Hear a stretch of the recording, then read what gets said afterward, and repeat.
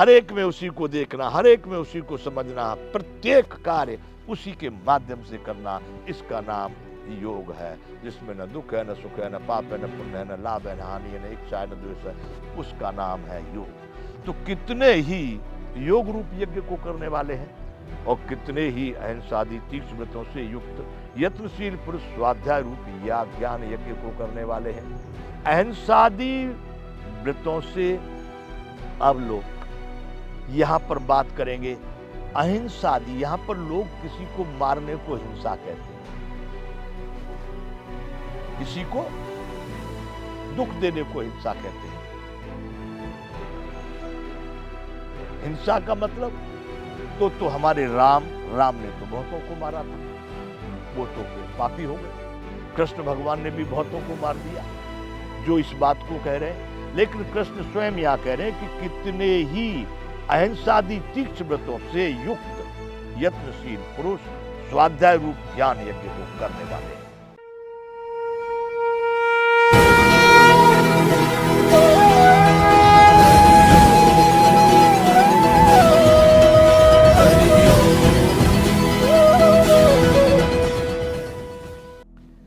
जय विश्व बंधु। आनंद लुट रहा है कि सब तेरी मढ़ी में, आनंद लुट रहा है हे माधव तेरी गली में। आनंद लुट रहा है बंधुओं, परम आनंद की बात है, परम आनंद का विषय है, परम आनंद का समय है और परम आनंद की स्थिति है। क्या? यह श्रीमद् भगवत गीता गान, अध्ययन, चिंतन, पाठ, पठन मैं अपने अंतःकरण से आपको बता रहा हूं, परम आनंद का विषय है। बंधुओं, ये अध्याय चल रहा है चौथा, श्री कृष्ण भगवान और अर्जुन का संवाद है। भगवान अर्जुन को कर्म के विषय में बता रहे हैं। याद रखना बंधुओं, सबसे बड़ा जो इसमें एक विषय दिया गया वह है कर्म। अब भगवान उस कर्म को यज्ञ के लिए जो कहा गया था, यज्ञ ब्रह्मोद्भवम विद्धि ब्रह्माक्षर समुद्भवम। यज्ञ किससे उत्पन्न हुआ? ब्रह्म से। कर्म कर्म कहां से आया? यज्ञ से।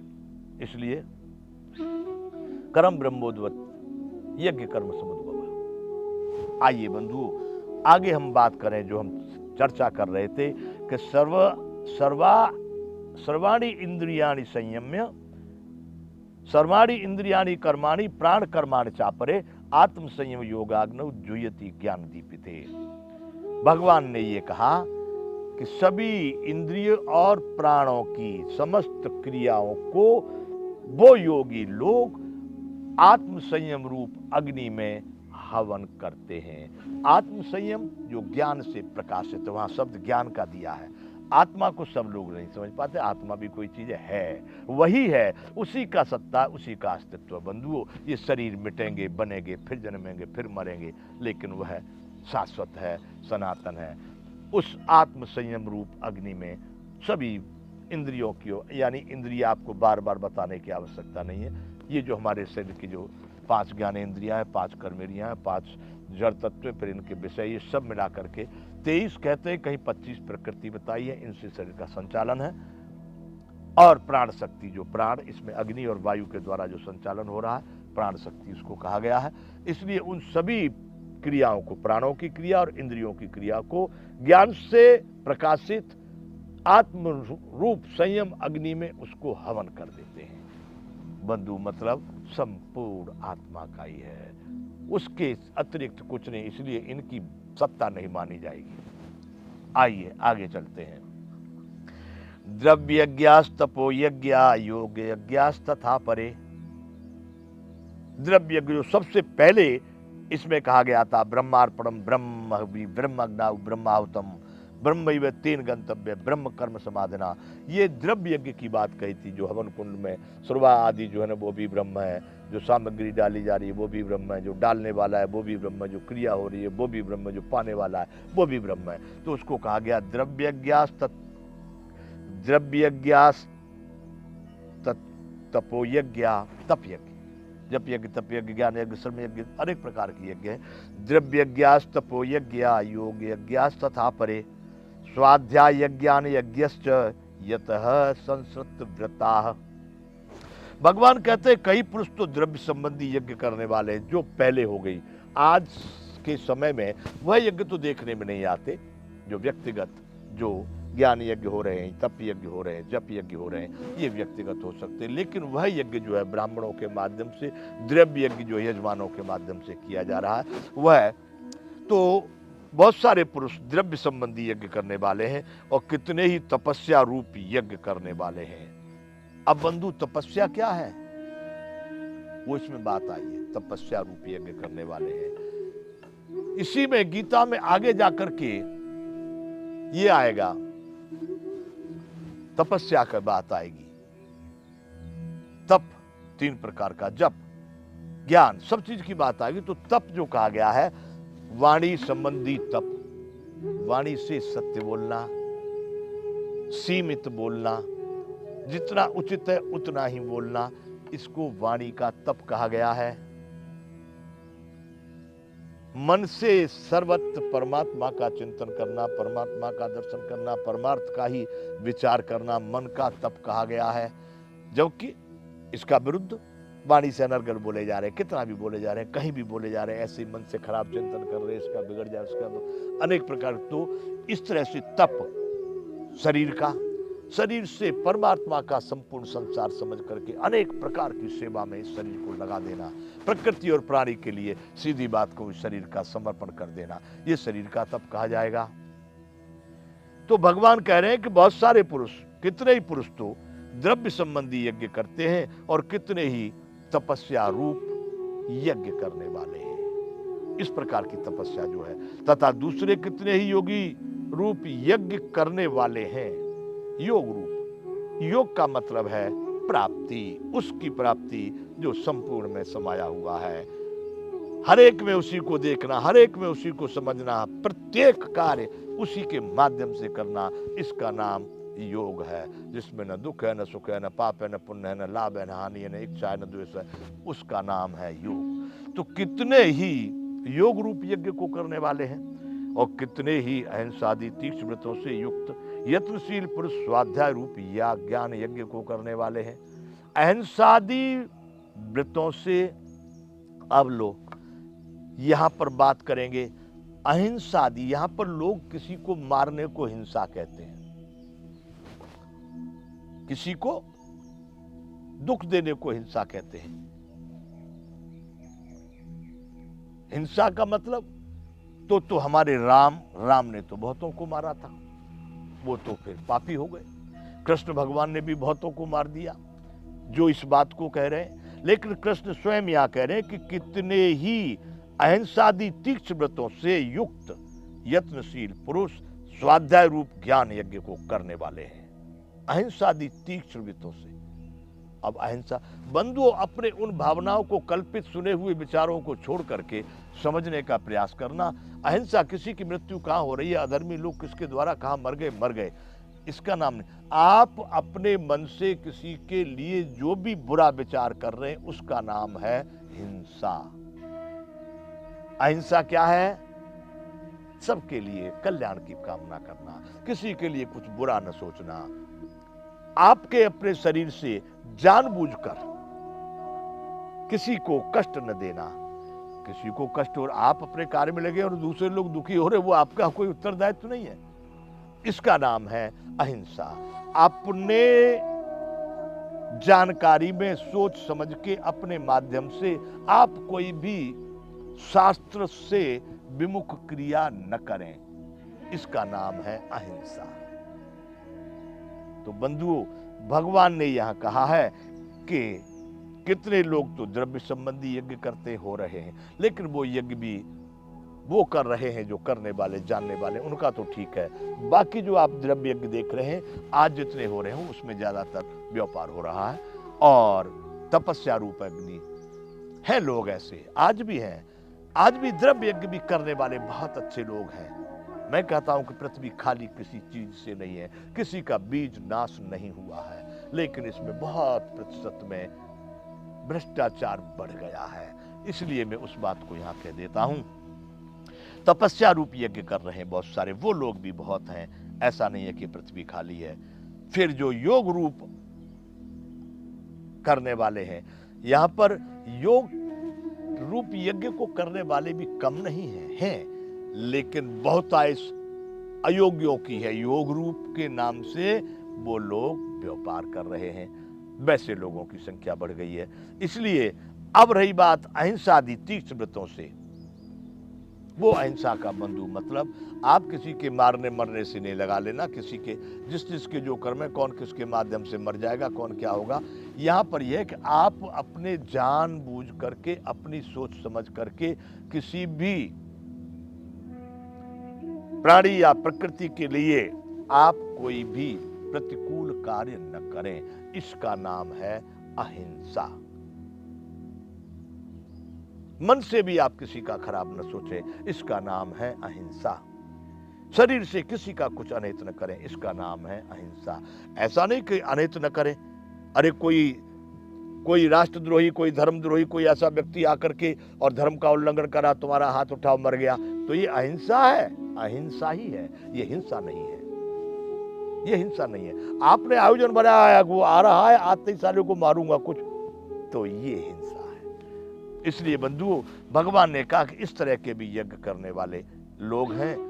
अब आगे भगवान कहते हैं, अपाने जुह्यते प्राणम प्राणापाने तथा परे प्राणापान गति रुद्ध्वा प्राणायाम परायणा। अभी भी भगवान यहाँ उस कर्म का ही चिंतन कर रहे हैं, कर्म की बात कर रहे हैं। ये यज्ञ जो बात भगवान कर रहे हैं यज्ञ की, यह भी कर्म से ही संबंधित है, क्योंकि यज्ञादि बहुत प्रजन्यो यज्ञ कर्म समुद्भवः। इसलिए भगवान ने कहा है कि दूसरे लोग जो इस तरह की क्रिया कर रहे हैं, अपाने जुह्यते प्राणम प्राणापानम तथा परे प्राणापान गति रुद्ध्वा प्राणायाम परायणा अपरे नेतारा प्राणान प्राणेषु जुह्यति श्रव्ये पिते यज्ञ विदो यज्ञ क्षिपित कल्मषाः। अर्जुन, ये सभी लोग यज्ञ के जानने वाले हैं, ये भगवान यहाँ पर कहना चाह रहे हैं, जिनको मैं यहाँ वर्णन कर रहा हूं। दूसरे कितने ही योगी जन अपान वायु में प्राण वायु को हवन कर देते हैं। जो हमारे शरीर में प्राण अपान व्यान सामान्य है, तो अपान वायु में प्राण वायु को हवन कर देते हैं, वह वैसी में नष्ट कर देते हैं, खत्म कर देते हैं, शरीर से बाहर निकाल के छोड़ देते हैं। कितने ही योगी जन अपान वायु में प्राण वायु को हवन करते हैं, वैसे ही अन्य योगी जन प्राण वायु में अपान वायु को हवन करते हैं। कुछ अपान वायु को प्राणों में ले जाकर के वहीं नष्ट कर देते हैं, शांत कर देते हैं। वैसे ही अन्य कितने ही लोग नियमित आहार करने वाले प्राणायाम परायण पुरुष प्राण और अपान की गति को रोककर प्राणों को प्राणों में हवन कर देते हैं। नियमित आहार जिससे शरीर का संचालन हो रहा है। आज हम आहार जिसको कहते हैं, हमारे जो भोजन करने हैं, अनेक प्रकार के भोजन, अब तो बहुत बाहरी प्रक्रिया आ गई है, जिसमें पिज्जा चाउमीन मैगी और फेंगी और सेंगी आ गए।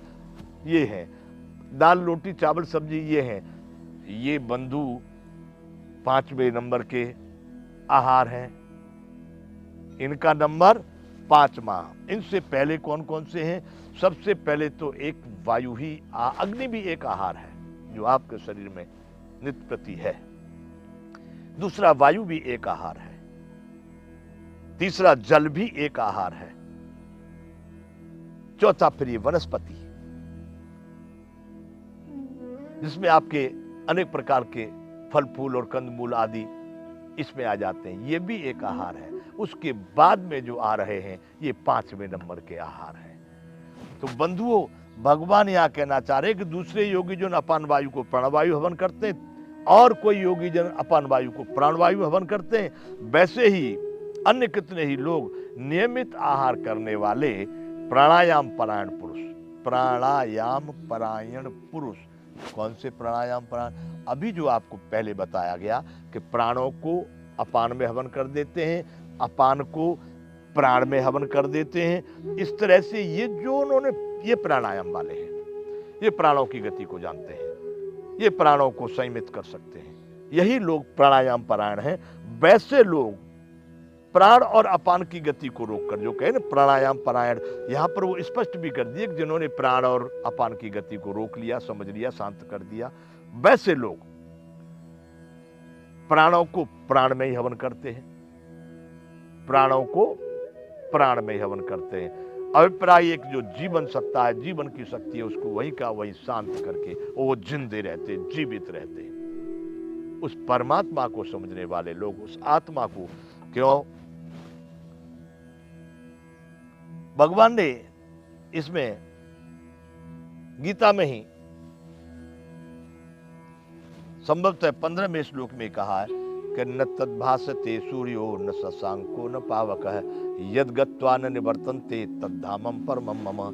जिसको न सूर्य प्रकाशित करता है, न चंद्रमा, न अग्नि उसको प्रकाशित करता है, जहां पर गए हुए लोग फिर कभी पीछे नहीं आते, वह मेरा धाम है।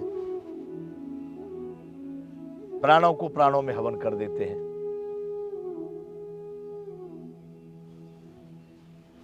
भगवान कहना चाह रहे हैं ये सभी साधक लोग यज्ञों द्वारा पापों का नाश कर देने वाले और यज्ञों को जानने वाले हैं। तो प्राणों की गति को रोक करके प्राणों में ही हवन कर देना,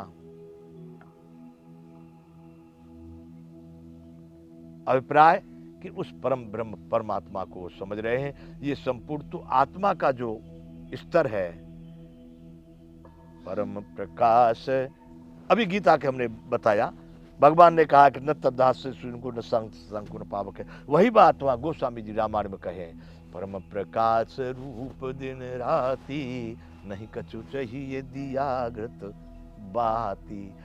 वह ऐसा है बंधुओं, परम प्रकाश रूप दिन राती, दिन हो या राती हो, वहां पर कभी अंधेरा नहीं होता है। नहीं कछु चाहिए दियागृत बाती, वहां पर न दीपक की आवश्यकता है, न घी की, न बत्ती की। यहाँ कृष्ण भगवान करे न चंद्रमा प्रकाशित करता, न सूर्य न अग्नि।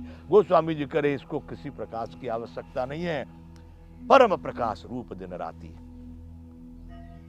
वैसे आत्म तत्व को समझने वाले लोग प्राणों को प्राण में ही हवन करते, क्योंकि न वायु की आवश्यकता है, न अग्नि की आवश्यकता है, न जल की आवश्यकता है, न थल की आवश्यकता है।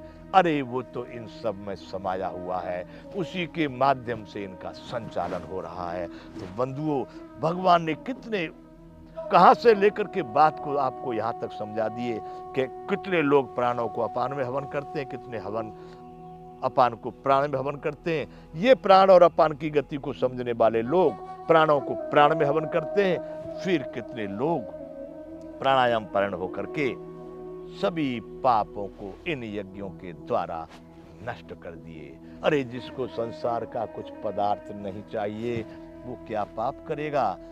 ये पाप तो आपके इस नश्वर पदार्थ में ममता रख करके मैं और मेरा, तू और तेरा, न भाई न पिता न माता न कुछ भी नहीं रह गया। क्या तुम संबंध निभाओगे? क्या तुम माँ बाप बोल रहे हो? धिक्कार है ऐसे लोगों को। बंधुओं आ जाओ, अभी समय है, आ जाओ बंधुओं। मैं शशिभान राज योगी इस श्रीमद् भगवत गीता का पाठ भारत के लिए आपके समक्ष कर रहा हूं। जिसको जानना हो जानो, समझना हो समझो, सुनना हो समझो, नहीं तो बंधुओं स्वांतः सुखाय तुलसी रघुनाथ गाता मैं अपने अंतःकरण के सुख के लिए जरूर कर रहा हूं।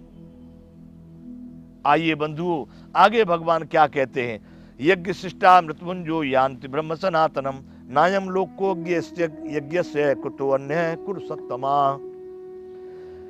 हे कुरुश्रेष्ठ अर्जुन, यज्ञ से बचे हुए अमृत का अनुभव करने वाले योगी जन सनातन ब्रह्म परम ब्रह्म परमात्मा को प्राप्त होते हैं। यज्ञ से बचे हुए अमृत का अनुभव करने वाले, इसमें से भी अगर कुछ बच गया, ये जो बताया गया है इसमें से कहीं कुछ बचा कुचा भी मिल जाए वह लोग भी उस परम ब्रह्म परमात्मा को प्राप्त हो जाते हैं। ये जितने बंधुओं, अरे गीता की रटंत तो यहाँ लाखों लोग 700 श्लोक को 1 घंटे में बोल के सुना देंगे। लाखों याद कर लिए लोगों ने, रट लिया है पूरा, पर बंधुओं आचरण में लाए बगैर रटंत विद्या फलंत नाही। इतना भी अरे इसका कहीं भी 1 अध्याय का आचरण कर लो, 10 श्लोक का आचरण कर लो। वैसे ही श्री रामचरितमानस 10 चौपाइयों का आचरण कर लो। आचरण की आवश्यकता, उसको अपने चरित्र में लाने की आवश्यकता, रटने से नहीं बनेगा काम। तो भगवान ने यहां कहा है, हे अर्जुन, यज्ञ से बचे हुए अमृत को जो बताया गया ये सब योगी लोगों का कार्य है। इसमें से कुछ बचा कुछ भी पल्ले पड़ जाए ना, वह भी लोग सनातन परम ब्रह्म को प्राप्त हो जाते हैं। बंधुओं, मैं सनातन धर्म कह रहा हूं, मैं सनातन का अनुयायी और सनातन को मानने वाला, सनातन में समाया हुआ व्यक्ति हूं। इसलिए सनातन, क्योंकि हमारे सभी ग्रंथों में जगह जगह हर समय सनातन शब्द दिया गया है। सनातन परम ब्रह्म को प्राप्त होते हैं। और यज्ञ न करने वाले पुरुष के लिए तो भाई ये जो कर्म बताए ये यज्ञ कर्म है। जो इन कर्मों को नहीं कर रहे, जो इस यज्ञ को नहीं कर रहे, इसमें सब आ गया आपका। जो यज्ञ नहीं करते उनके लिए तो बंधुओं ये लोक भी सुखदायक नहीं है, फिर परलोक की तो बात जाने दो। अब बंधुओं यहाँ स्थिति है कि बहुत सारे देश हैं इस भूमंडल पर, बहुत सारी प्रथाएं हैं इस भूमंडल पर, बहुत सारे संप्रदाय समुदाय इस भूमंडल पर, बहुत सारे महापुरुष आए गए इस भूमंडल पर। सबकी अलग अलग विवेचनाएं, अलग अलग विवेक शक्ति, अलग अलग परंपरा और अलग अलग सभ्यता, अलग अलग संस्कृति बन चुकी हैं। लेकिन बंधुओं सत्य ये है कि जो लोग सनातन को न समझे उन लोगों के लिए कहीं जगह नहीं, कहीं स्थल नहीं, कहीं स्थान नहीं। यहां कह रहे हैं कि उनके लिए, जो लोग इस यज्ञ को नहीं समझे उनके लिए तो यहां भी सुखदायक नहीं, तो परलोक कहां से सुखदायक होगा। मैंने जो बोला अनेक सभ्यताएं, संस्कृति, देश और राज्य और लोग आए गए, उनमें मैं इसलिए कहना चाहता हूं कि कितने ही समुदाय ऐसे हैं जो परलोक को समझते ही नहीं, परलोक का मतलब नहीं। उनकी नजर में इस शरीर के बाद में फिर कोई शरीर नहीं, इस जीवन के बाद फिर कोई जीवन नहीं। ऐसे भी कुछ संप्रदाय समुदाय हैं, तो उनके लिए तो लोक और परलोक की बात कहाँ है। लेकिन बंधुओं इस शब्द को आप कहीं भी पूरे संसार में ले जाकर के परीक्षा कर सकते हो। वो कह रहे हैं कि जिनके पास में ये आचरण नहीं है जो अभी कहा गया है, भगवान ने अब तक जो 4थे अध्याय में कहा है, कर्म के माध्यम से यज्ञ की बात जो बताई है, यदि ये जिस भी मनुष्य के पास नहीं है संसार में, वो किसी भी धर्म, किसी भी जाति, किसी भी संप्रदाय, किसी भी मजहब, किसी भी क्षेत्र का हो, उसको यहाँ पर भी सुख उपलब्ध नहीं हो सकता। और यदि किसी को सुख उपलब्ध है तो समझ लेना वो इसका आचरण करने वाला है। कहीं न कहीं इनमें से किसी न किसी यज्ञ का वो आचरण जरूर कर रहा है, तभी उसको सुख हो रहा है। तो बंधुओं ये भगवान ने, मेरा चैलेंज नहीं है, मेरी कोई चुनौती नहीं है। यहां पर गीता में कहा गया है कि जो लोग इसके बचे हुए अमृत को भी ग्रहण कर लेते वो भी परम ब्रह्म परमात्मा को प्राप्त हो जाते हैं, अर्थात सभी भय और बंधनों से मुक्त हो जाते हैं। और जो लोग इसका आचरण नहीं करते उनको तो ये लोग भी सुखदायक नहीं है, तो और परलोक की तो बात ही कैसे की जा सकती है, वो तो कैसे सुखदायक हो सकता है। देखो भगवान ने कहा, मानो तो ठीक है भगवान, नहीं मानो तो आपकी इच्छा। आगे चलते हैं। एवं बहुविधा यज्ञा वितता ब्राह्मणो मुखे कर्मजान विद्धि तान सर्वानेवं ज्ञात्वा विमोक्षसे। अब यहां पर भगवान यज्ञ के अध्याय को धीरे धीरे समापन की ओर ले जा रहे हैं। अब भगवान यहां कह रहे हैं, इसी प्रकार और भी बहुत तरह के वे यज्ञ वेद की वाणी में विस्तार से कहे गए हैं, उन सबको तू मन, इंद्रिय और शरीर की क्रियाओं द्वारा संपन्न होने वाले जान। भगवान कहते हैं कि अर्जुन और भी बहुत सारे प्रकार के यज्ञ हैं जो वेद की वाणी में, वेदों ने यज्ञ का निरूपण किया है, वेदों ने यज्ञ की बात कही है और वेद की भाषा में वो बहुत सारे यज्ञ बताए गए, विस्तार से बताए गए हैं। यहाँ पर भगवान कह रहे हैं मैं उनका सबका बहुत बड़ा विस्तार नहीं कर रहा, लेकिन उन सबको तू मन, शरीर और इंद्री इन्हीं के द्वारा संपन्न कैसे होगा। ये साधन है उस आत्मा के, ये करण है उस आत्मा के, इसी के माध्यम से सब करता है वह। भगवान कह रहे हैं कि वो सारे यज्ञ मन, इंद्रिय और शरीर की क्रिया के द्वारा ही संपन्न होने वाले जान। इस प्रकार तत्व से जानकर उनके अनुष्ठान द्वारा तू कर्म बंधन से सर्वथा मुक्त हो जाएगा। क्या हो जाएगा? अब आप समझ लीजिए, मूल बात फिर आ गई कि शरीर मन, देखो मन को समझना, जितनी भी ये धरा उठाई कर रहा है, यहां पहुंच गया, उधर पहुंच गया, इसको लूंगा, उसको दूंगा, वहां रखूंगा, ये ठीक नहीं। इनका तालमेल बना लो, जहां तन वहीं मन, जहां मन वहीं इंद्रियां, ये तीनों जब एकजुट हो जाएंगे तो आपका जीवन धन्य हो जाएगा।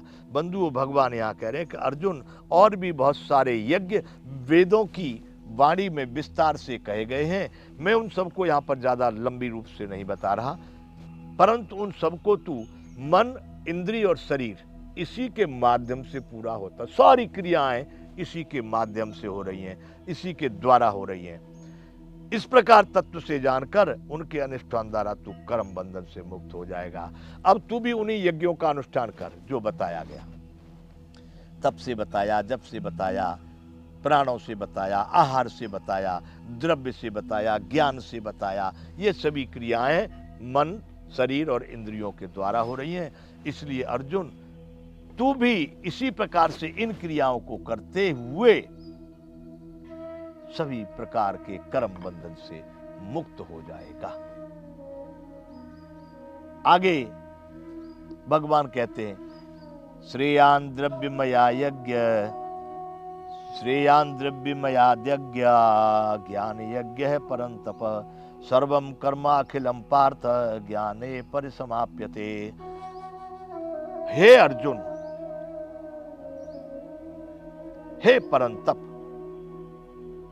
हे पार्थ, अनेक अनेक प्रकार के नाम संबोधन करते हैं। बड़े परमात्मा हैं, भगवान है, उनकी नजर में तो कहीं किसी के साथ में कोई राग द्वेष है ही नहीं।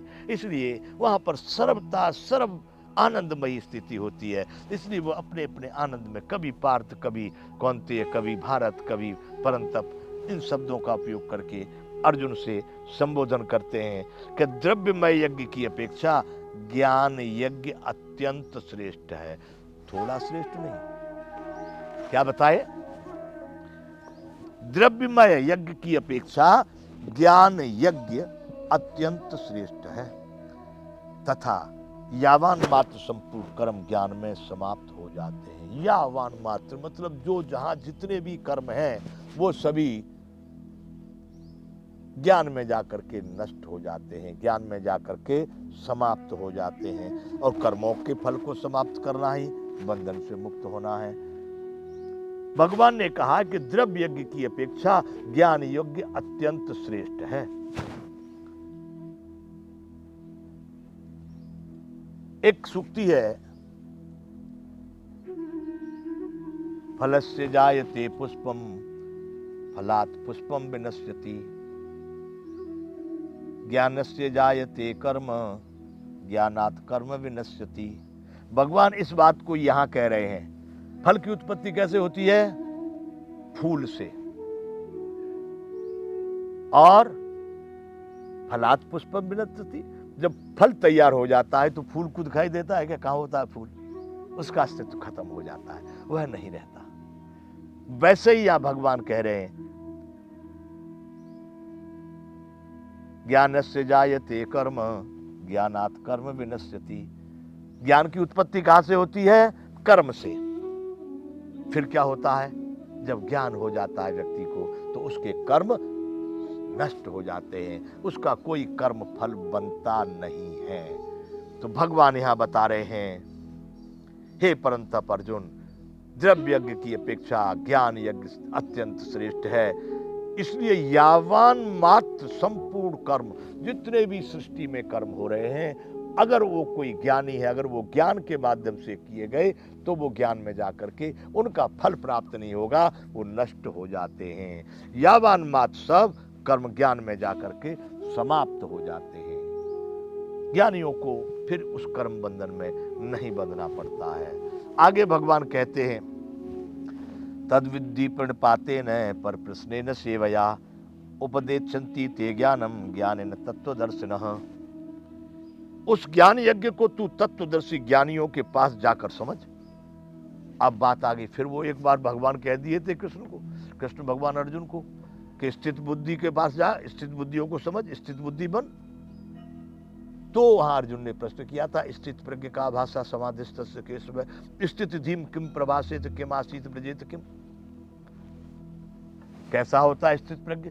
अब भगवान एक बार यहां फिर कह रहे हैं अर्जुन को कि तू उस ज्ञान को, जिस ज्ञान में जाकर के यावन मात्र संपूर्ण कर्म समाप्त हो जाते हैं, उस ज्ञान को तू तत्वदर्शी ज्ञानियों के पास जाकर के समझ। कैसे समझ पाएगा? उनको भली भांति दंडवत प्रणाम करने से, प्रणपातेन पर प्रश्नेन सेवया। दंडवत प्रणाम यहां पर कह दिए। दंडवत का मतलब बिल्कुल साष्टांग, शरीर के साथ उनको समर्पित हो जा। दंडवत प्रणाम का मतलब शरीर के साथ समर्पित मैं आपका हो गया। अगर वो कहते लेटो यहां पर लेटो, वो कहते ये करो, जो कहते उसी कार्य को करने लगना, उसी को समझ लेना, उसको कहते हैं दंडवत प्रणाम। या भगवान ने कहा है कि तू इस ज्ञान को उन तत्वदर्शी ज्ञानियों के द्वारा जाकर के समझ। बंधुओं, ये वार्ता आगे करेंगे, यहां पर विराम करते। जय विश्व बंधु।